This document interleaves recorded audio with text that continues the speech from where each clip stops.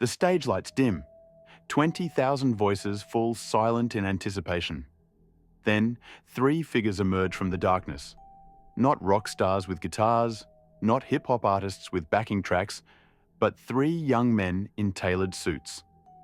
And when they open their mouths, something impossible happens.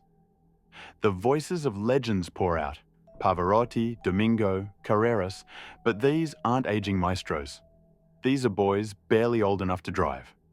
This is Ilvolo, and their story begins not in the grand opera houses of Milan or Rome, but in the living rooms and streets of small Italian towns, where three separate dreams were quietly taking shape.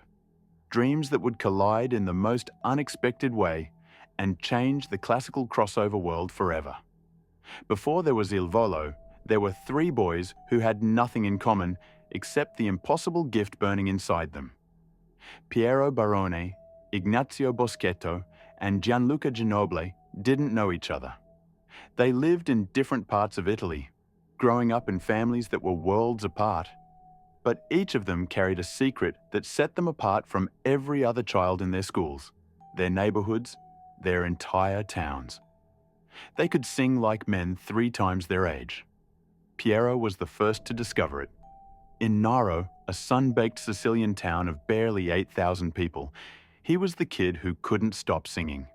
Not the cute, childish singing that makes parents smile and grandparents pinch cheeks. No, Piero sang with a voice that made adults stop mid-conversation and turn their heads. His grandfather, Ernesto, was the first to recognize what was happening. The old man had fought in wars, built houses with his bare hands, and weathered every storm Sicily could throw at him. But when he heard his 6-year-old grandson sing O Sole Mio while playing in the courtyard, tears ran down his weathered face. He grabbed Piero's mother by the arm and said words she would never forget. "This child doesn't have a gift. He has a calling." Meanwhile, 1,500 kilometers north in Bologna, Ignazio Boschetto was discovering his own impossible truth. His family had emigrated from Sicily to the prosperous northern city, bringing their southern warmth to the colder, more reserved streets of Emilia-Romagna. Ignazio was 7 when it happened. His mother was watching a documentary about the great tenors, and when Pavarotti's voice filled their modest apartment, something awakened in the boy. He didn't just enjoy the music, he understood it. Without any training, without anyone teaching him, he began to mimic those legendary sounds. His parents thought it was impressive mimicry. His music teacher at school thought it was a medical anomaly. But when Ignazio sang at the school Christmas concert, parents in the audience assumed they had played a recording by mistake. No child could possibly produce those sounds. And in Roseto degli Abruzzi, nestled between the Apennine Mountains and the Adriatic Sea, Gianluca Ginobili was the quiet one. While other boys played soccer in the streets, Gianluca sat by his bedroom window, listening to his mother's old opera records. His father owned a small business and worked brutal hours, coming home exhausted every night. But on Sundays, the family would gather, and someone would inevitably ask Gianluca to sing. He was shy, almost painfully so, but when he sang, the shyness evaporated. The voice that emerged was crystal clear, pure, and heartbreaking. His mother, Eleonora, would watch her son and wonder what this gift meant. Was it a blessing or a burden? Because in Italy in the early 2000s, what future did a young tenor have? Opera was dying, the great maestros were aging, and the youth were listening to hip-hop and electronic music. None of these 3 families had money. None of them had connections to the music industry. They were ordinary Italian families watching their extraordinary sons and wondering what on earth to do with them. Then, in 2009, everything changed because of a television show. Ti lascio una canzone was not American Idol. It was something uniquely Italian, a program where children performed classic Italian and international songs, judged not by pop standards, but by their ability to honor the great traditions of Italian music. It was prestigious, respected, and brutally competitive. Thousands of children auditioned. Only a few dozen made it to air. And in that year, by pure chance, or perhaps by fate's design, 3 boys were selected to appear. Piero arrived in Rome for the show feeling like he was stepping onto another planet. He was 14, drowning in a suit his mother had borrowed money to buy, his hair slicked back, trying to look older than his years. When he walked onto that stage for the first time, facing the cameras and the judges and an audience that included some of Italy's most respected musical figures, his hands shook. But when the music started, when his cue came, the fear vanished. He sang Il mare calmo della sera, and the studio fell absolutely silent. Not the polite silence of people listening, the stunned silence of people witnessing something they couldn't quite believe. Ignazio came next, a few weeks later in the competition. He was 15, broader in build, with a voice that had even more power than Piero's. Where Piero's voice had elegance and control, Ignazio's had raw emotion and stunning range. He sang Il Mondo, and when he hit the high notes, several judges visibly jumped in their seats. One of them, a famous Italian singer, leaned into her microphone and said 5 words that would change everything. "Where did you come from?" Gianluca was the youngest, just 14, and the most nervous. His voice was different from the other 2, lighter, more lyrical, with an almost feminine purity in the upper register. But what he lacked in raw power, he made up for in emotion. When he sang, people didn't just hear music. They felt something breaking open inside themselves. After his performance, the host approached him and asked the standard question, "What do you want to be when you grow up?" Gianluca's answer was simple and devastating. "I just want to sing. I don't know how to do anything else." The show's producers were facing a problem. All 3 boys were exceptional, but they were competing against each other. Italian television audiences were starting to split into camps, Team Piero, Team Ignazio, Team Gianluca. And then, someone had an idea so simple, so obvious, that it seemed almost stupid. What if they stopped competing? What if they sang together? The first rehearsal was chaos. 3 teenage boys, each one used to being the star, each one with a voice powerful enough to dominate any performance, suddenly had to share a microphone. Piero wanted to sing it his way. Ignazio thought his interpretation was better. Gianluca was so intimidated by the other 2 that he could barely find his place in the arrangement. Their vocal coach, a patient woman named Maria, who had worked with some of Italy's finest singers, watched the disaster unfold and wondered if she'd made a terrible mistake. The boys argued. They competed even while trying to harmonize. At one point, Piero and Ignazio got so frustrated with each other that they stormed to opposite corners of the rehearsal room. But Maria did something brilliant. She made them listen to recordings of the great tenor trios, the 3 tenors in particular. She made them understand that Pavarotti, Domingo, and Carreras hadn't become legendary by trying to outshine each other. They had become legendary by lifting each other up, by weaving their voices together into something none of them could create alone. She looked at these 3 boys and said something they would remember for the rest of their lives. "You each have a gift. Together, you have a miracle, but only if you choose it." That night, the 3 boys sat together in an empty rehearsal room. No cameras, no coaches, no pressure. And they talked, really talked, for the first time. Piero spoke about his grandfather, about singing in the streets of Naro, about the weight of expectation. Ignazio talked about leaving Sicily, about never quite fitting in Bologna, about using his voice as armor against loneliness. Gianluca, the quietest one, finally opened up about his fear that his gift was too fragile, that he wasn't strong enough to survive this industry, that he would let everyone down. And then Piero suggested something. "Let's just sing, not for the show, not for the judges, just for us." They started with O Sole Mio, that most classic of Neapolitan songs. And something happened that none of them had expected. Their voices didn't compete. They danced. Piero's elegant tenor wove around Ignazio's powerful instrument. Gianluca's pure tone floated above them both, adding sweetness to their strength. When they finished, All three of them had tears in their eyes. They didn't need words. They understood. This was meant to be. Their first performance together on Ti lascio una canzone was scheduled for prime time, a Saturday evening when millions of Italian families would be watching. The song was O Sole Mio, the same one they'd sung alone in that rehearsal room. As they walked onto the stage, Piero whispered something to the other two.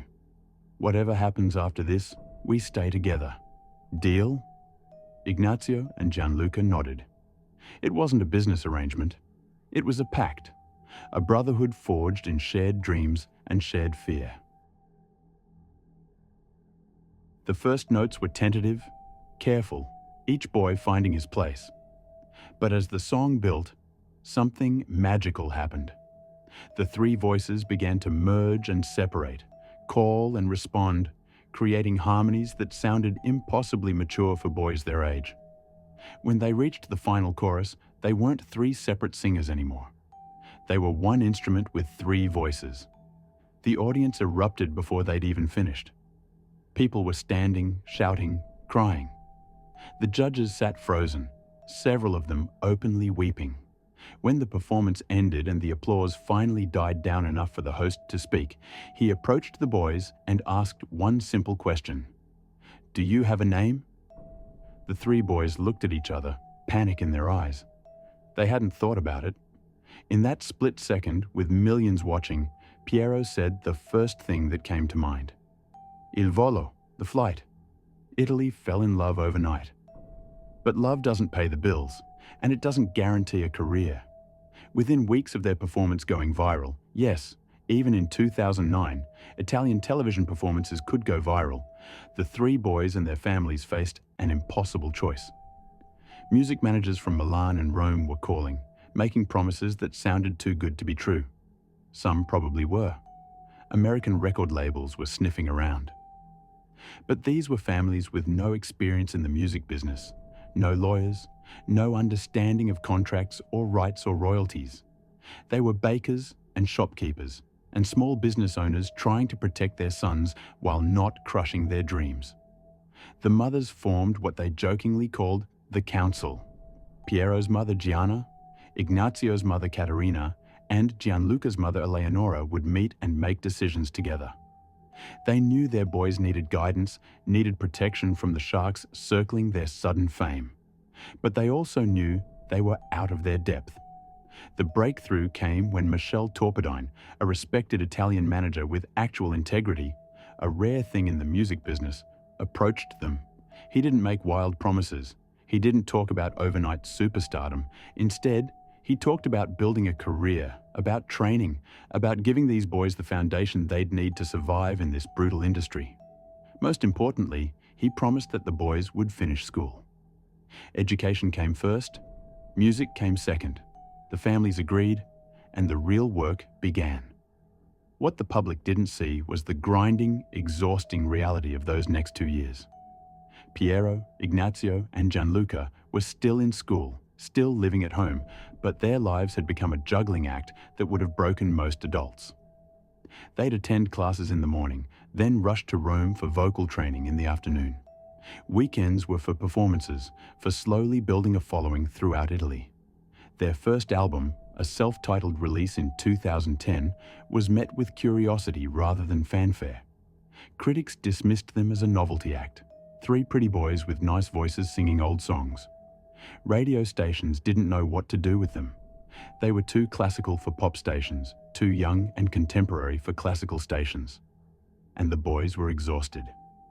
Piero, always the responsible one, was maintaining straight A's in school while performing sometimes 3 nights a week. Ignazio, battling the demons of adolescence in a very public way, was putting on weight from stress eating and facing cruel comments on social media. Gianluca, the most sensitive of the three, was having panic attacks before performances, terrified of disappointing the fans who were starting to accumulate. The turning point came in the most unexpected way. From America. Someone at Geffen Records in Los Angeles got hold of a video of their Ti lascio una canzone performance. Ron Fair, a legendary producer who had worked with Christina Aguilera, the Black Eyed Peas, and Mary J. Blige, watched three Italian teenagers sing an old Neapolitan song and saw something nobody else had seen. He saw the next big thing. Not in Italy, globally. Ron Fair flew to Italy and sat down with the council, the three mothers who were still fiercely guarding their sons. His pitch was simple, but revolutionary. Your boys are trying to fit into Italy's music scene, but they're too big for it. They need to go global, and they need to do it on their own terms. He promised world-class production, international marketing, and most importantly, respect for their voices and their classical foundation. He wasn't trying to turn them into a pop boy band. He wanted to give opera and classical crossover music a new generation of ambassadors. In 2011, still teenagers, Piero, Ignazio, and Gianluca signed with Geffen Records and prepared for their American debut. Nothing could have prepared them for what came next. Their first major American appearance was on Good Morning America in the summer of 2011, and the three boys stepped out onto that Times Square stage absolutely terrified.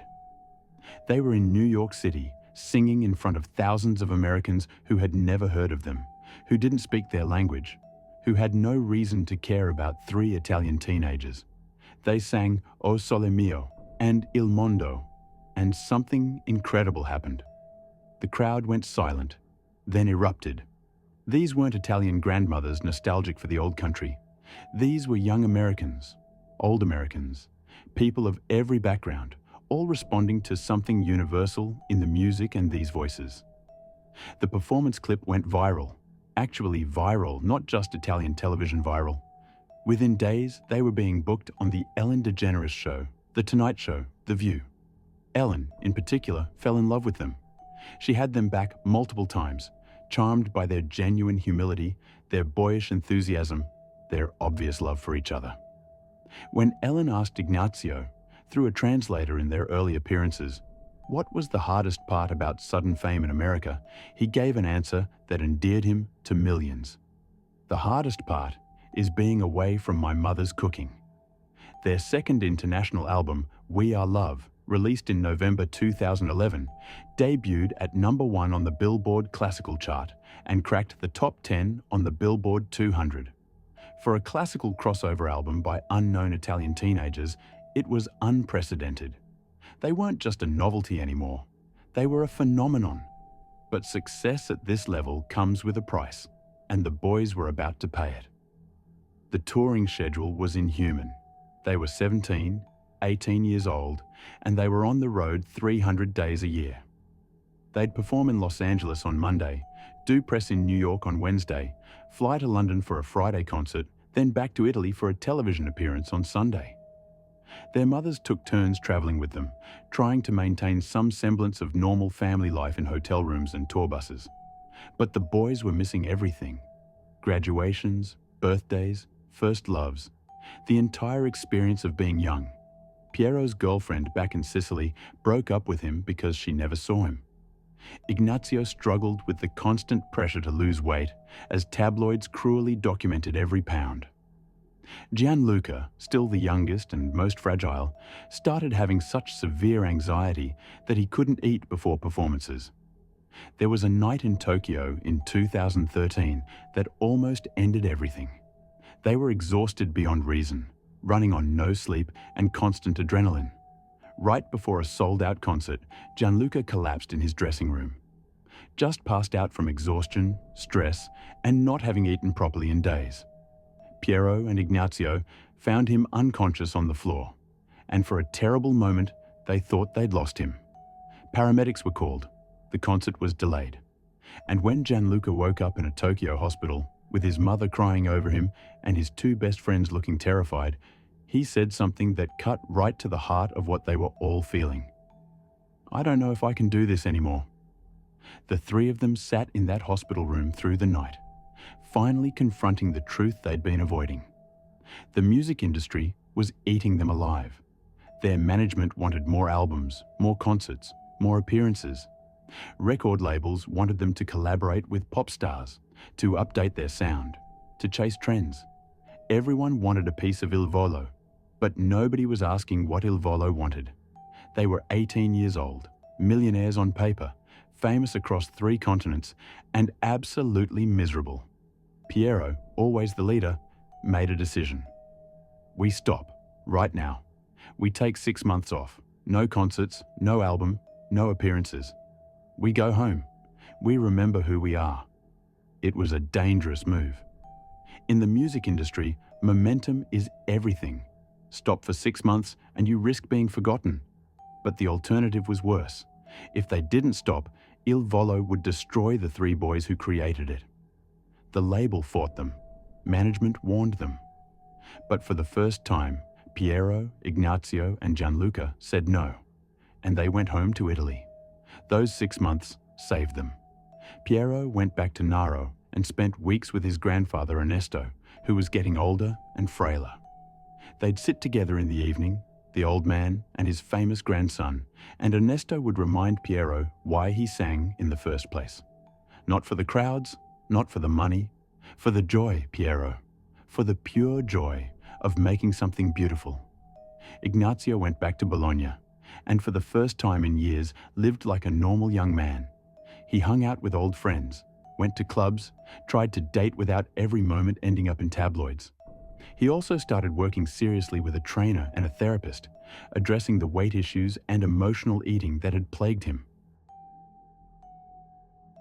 Gianluca spent time with his family in Roseto, walking along the Adriatic, healing his anxiety and his body. He started seeing a therapist, learning to set boundaries, to say no, to protect himself. And crucially, the 3 of them spent time together without any professional obligations.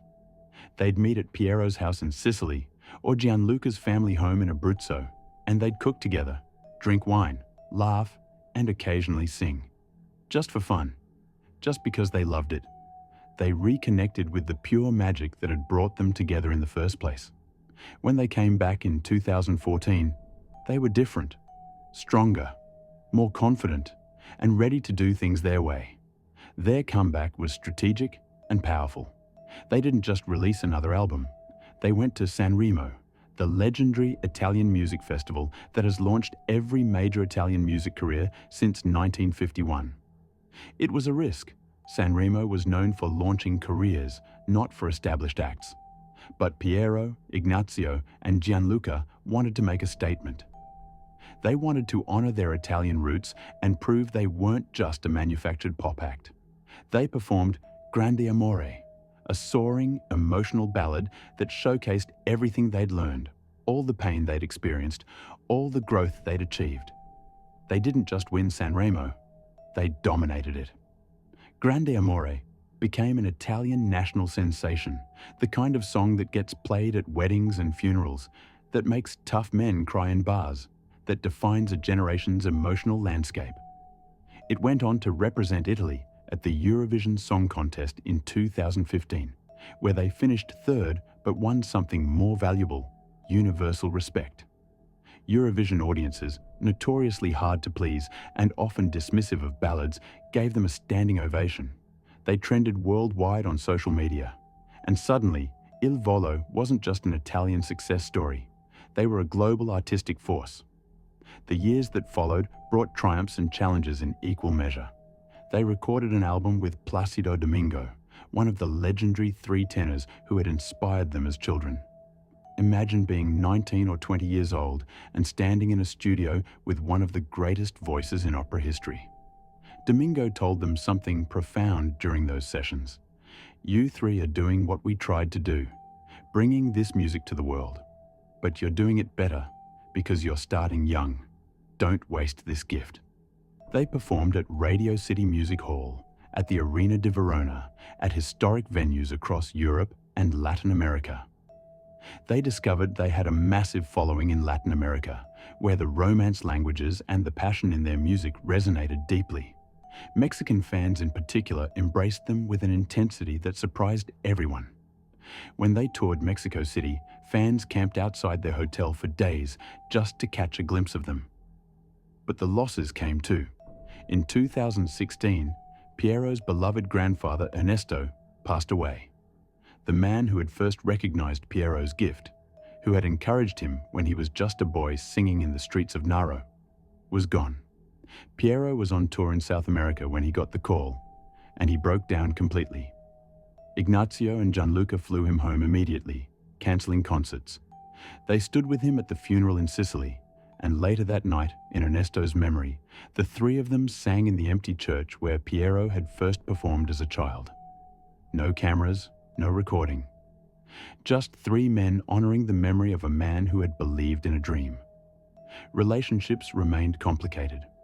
All three struggled to maintain romantic relationships when they were away so much, when their fame made normal dating impossible. Ignazio found love with a girl from Bologna, then painfully broke up when the distance became too much. Piero had a series of relationships that looked perfect in tabloid photos, but fell apart under the pressure of his schedule. Gianluca, the most private of the three, kept his romantic life completely out of the public eye, but those close to him knew he yearned for the normalcy of a real relationship.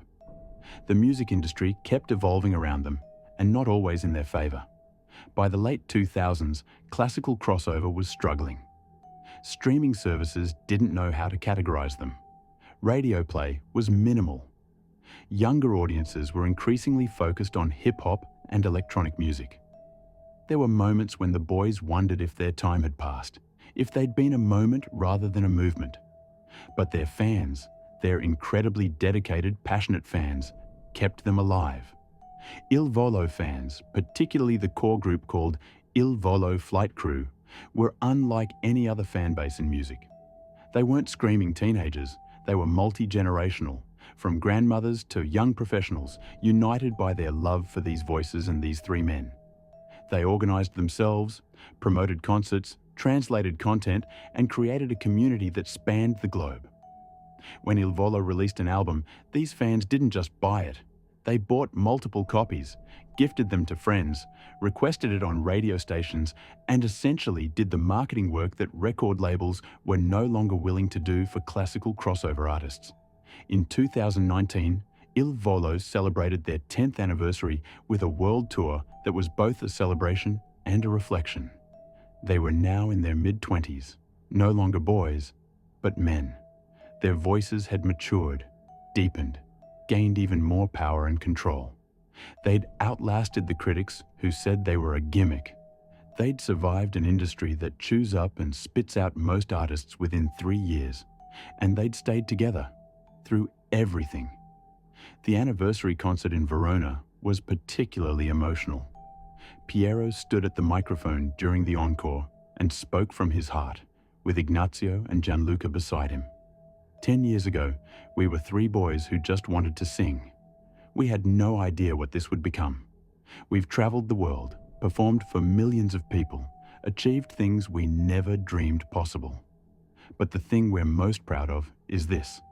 He gestured to Ignazio and Gianluca. We're still brothers. We still love each other. And we still love you. All of you who have been with us on this impossible journey.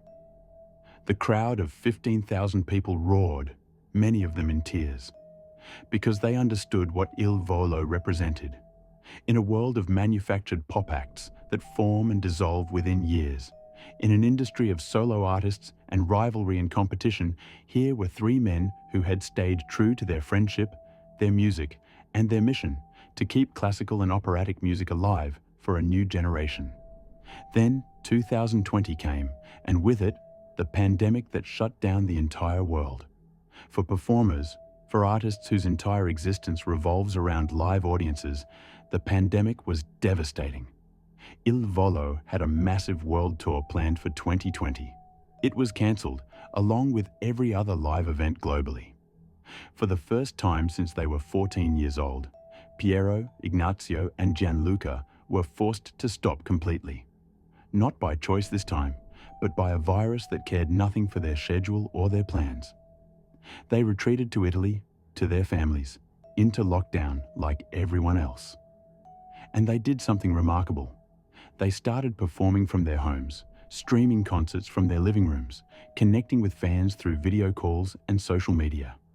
They sang together virtually, each in his own home, Their voices united through technology, if not through physical space.